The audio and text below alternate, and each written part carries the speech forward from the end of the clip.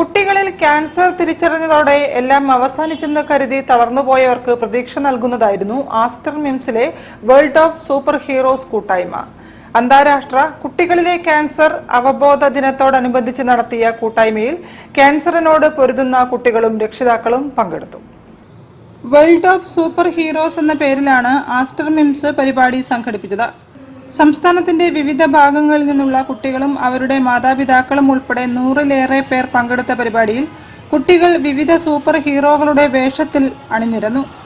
കുട്ടികളിൽ ക്യാൻസർ തിരിച്ചറിഞ്ഞാൽ തളരുകയല്ല, നേരിടുകയാണ് വേണ്ടതെന്നും ചെറിയ കുട്ടികളിലെ ക്യാൻസർ ചികിത്സ വളരെ ഫലപ്രദമാണെന്നും കുട്ടികളുടെ ബോൺ മാരോ ട്രാൻസ്പ്ലാന്റ് വിദഗ്ധൻ ഡോക്ടർ കേശവൻ MR പറഞ്ഞു. പരിപാടിയിൽ blood patients protection council state president Kareem Karissery മുഖ്യാതിഥിയായിരുന്നു. പക്ഷേ ഈ 25 വർഷക്കാലത്തിനിടയിൽ എനിക്ക് സന്തോഷിക്കാൻ അവസരങ്ങൾ വളരെ കുറവ് മാത്രമേ ഉണ്ടായി. കാരണം ഇത്തരം രോഗികളൊക്കെ ദാരുണമായ അന്ത്യം കാണേണ്ട ഒരു സാഹചര്യമായിരുന്നു കഴിഞ്ഞ കാലത്തൊക്കെ ഉണ്ടായിരുന്നത്. പക്ഷെ ഇന്ന്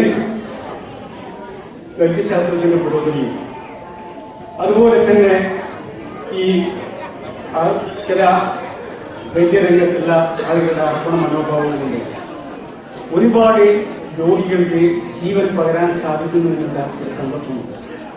chief operating officer Lukman P, Aster international institute of oncology തലവൻ ഡോക്ടർ KV ഗംഗാധരൻ, മുതിർന്നവരിലെ ബോൺമാരോ ട്രാൻസ്പ്ലാന്റ് വിദഗ്ധൻ ഡോക്ടർ സുദീപ് V, കുട്ടികളുടെ വിഭാഗം ഡോക്ടർമാരായ ഡോക്ടർ സുധാകൃഷ്ണനുണ്ണി, സീനിയർ ഓങ്കോളജിസ്റ്റുമാരായ doctor Sreelesh KP, doctor Arun Chandrasekharan, doctor Satheesh Padmanabhan, head and neck ഓങ്കോളജിസ്റ്റുമാരായ doctor Sajith Babu, doctor Mihir, surgical ഓങ്കോളജിസ്റ്റുമാരായ doctor Saleem VP, doctor Faheem Abdulla തുടങ്ങിയവരും ചടങ്ങിൽ പങ്കെടുത്തു.